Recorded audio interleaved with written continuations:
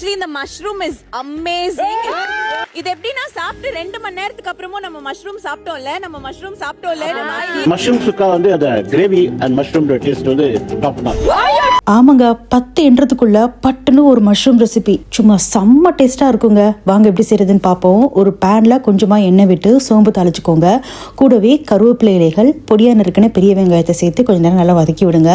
அது வதங்கினதுக்கு அப்புறமா அதுல சின்ன சின்னதாக கட் பண்ண பட்டன் மஷ்ரூம் சேர்த்துக்கோங்க. அது கூடவே பொடிகள் சேர்க்க போகிறோம். மஞ்சத்தூள், உப்பு, மல்லித்தூள், மிளகுத்தூள் இதெல்லாம் சேர்த்துக்கோங்க. இப்போ கூடவே இதில் 1 டீஸ்பூன் அளவுக்கு இஞ்சி பூண்டு விழுது சேர்த்துக்கோங்க. இப்போ எல்லாத்தையும் நல்லா ஒரு சேர கலந்து விட்டுக்கோங்க. அடுத்ததாக கொஞ்சமாக கரம் மசாலா தூள் சேர்த்து நல்லா வேக விடுங்க. கரம் மசாலா தூள் சேர்க்கறது ஆப்ஷனல் தான், உங்களுக்கு வேணும்னா ஸ்கிப் பண்ணிக்கலாம்.